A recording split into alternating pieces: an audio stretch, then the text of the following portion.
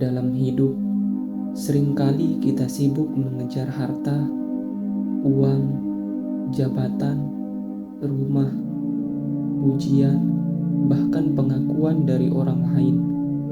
Segalanya yang bisa dilihat, disentuh, bahkan dihitung. Tetapi Sang Buddha mengungkapkan sesuatu yang jauh lebih bernilai daripada semua kekayaan di dunia. Kekayaan yang tidak bisa dicuri, tidak bisa dirampas, tidak bisa hilang oleh waktu, dan tetap bersama kita bahkan ketika kita meninggalkan dunia ini. Hari ini, kita akan merenungkan 7 kekayaan batin, kekayaan yang menentukan kualitas hidup sesungguhnya, kekayaan yang membuat seseorang, baik laki-laki ataupun perempuan, tidak pernah disebut sebagai orang miskin. Mari duduk bersama dalam keheningan yang lembut dan izinkan Dhamma menyentuh batin kita. 1. Kekayaan keyakinan. Keyakinan bukan sekedar percaya buta. Ini adalah kepercayaan yang muncul dari pengalaman, dari menyentuh kebenaran, dari melihat bahwa ajaran Sang Buddha bekerja dalam hidup kita. Keyakinan adalah energi yang membuat kita melangkah. Tanpa keyakinan, hati manusia rapuh. Ia seperti perahu tanpa dayung, mudah terombang-ambing oleh gelombang kehidupan. Tetapi ketika keyakinan itu hadir, kita seperti memiliki cahaya kecil yang memandu langkah di tengah kegelapan. Keyakinan kepada Dhamma, keyakinan pada hukum sebab akibat, keyakinan bahwa kebaikan membawa kebahagiaan adalah kekayaan pertama. Siapa yang memegangnya tidak pernah benar-benar miskin. 2. Kekayaan perilaku bermoral. Di dunia yang penuh kekacauan, di mana kebohongan terasa mudah, kemarahan terasa wajar, dan keserakahan dianggap biasa, memegang moralitas adalah kekayaan besar. Perilaku bermoral adalah pelindung. Ia menjaga kita dari penyesalan, ia menjaga kita dari konflik, ia menjaga hubungan kita dengan orang lain tetap jernih. Moralitas adalah harta yang memberi ketenangan. Tidak bisa dibeli, tetapi bisa dipupuk melalui pilihan-pilihan kecil dalam kehidupan sehari-hari. Menahan diri untuk tidak menyakiti, tidak mencuri, tidak berbuat asusila, tidak berbohong, tidak mabuk dalam keserabutan batin. Siapa yang mampu menjaga moralitasnya adalah orang kaya dalam arti yang sesungguhnya. 3. Kekayaan rasa malu berbuat jahat. Rasa malu dalam Dhamma bukan rasa minder, bukan perasaan tidak berharga. Rasa malu di sini adalah malu berbuat buruk, malu menyakiti, malu melakukan tindakan yang merendahkan diri sendiri dan orang lain. Rasa malu adalah cermin batin. Ia mengingatkan kita bahwa kita bisa lebih dari ini.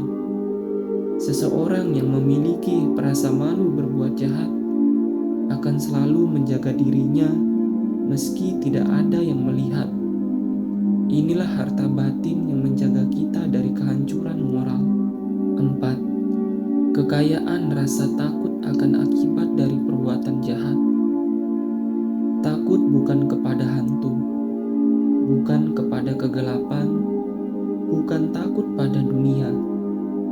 Ini adalah takut pada akibat dari perbuatan buruk. Takut pada penderitaan yang mungkin timbul ketika kita mengikuti keserakahan, kebencian, dan kebodohan batin. Rasa takut akan akibat dari perbuatan jahat adalah rem yang menyelamatkan kita ketika dorongan-dorongan batin ingin mengambil alih. Dua kekayaan ini, rasa malu dan rasa takut akibat dari perbuatan jahat. Dua kekayaan ini, rasa malu berbuat jahat dan takut akibat dari perbuatan jahat, disebut sebagai penjaga dunia. Tanpa keduanya, mungkin kita akan mudah kehilangan arah. 5. Kekayaan pembelajaran. Pengetahuan dhamma bukan sekedar membaca. Ini adalah pengertian yang mengubah hidup kita. Setiap khotbah yang kita dengarkan, setiap ayat yang kita baca, setiap momen ketika kita memahami bahwa segala sesuatu tidak kekal, itu adalah harta yang sejati. Seseorang yang memiliki pembelajaran dhamma tidak akan mudah ditipu oleh ilusi dunia. Ia melihat realitas dengan lebih jernih, dan semakin ia belajar, semakin ia memahami dirinya sendiri.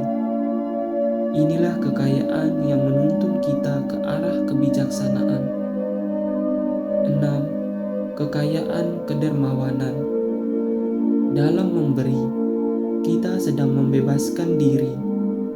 Kedermawanan bukan tentang besar kecilnya pemberian, tetapi tentang ketulusan hati. Orang yang kaya dalam kedermawanan tidak takut akan kehilangan.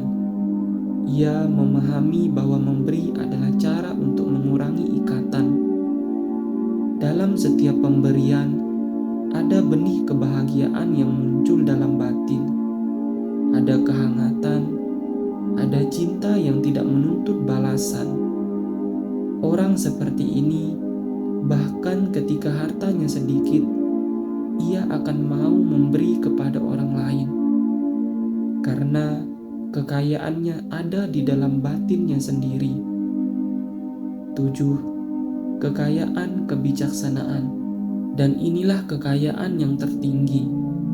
Kebijaksanaan adalah kemampuan melihat segala sesuatu apa adanya, melihat bahwa kehidupan terus berubah, bahwa kelekatan membawa duka, bahwa kemarahan membakar batin, bahwa kebaikan menyejukkan batin.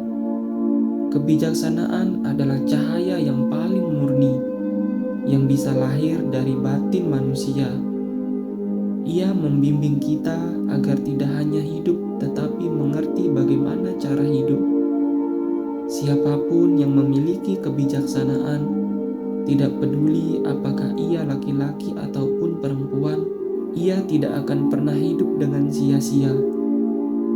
Sang Buddha berkata bahwa mereka yang memiliki 7 kekayaan ini bukanlah orang miskin.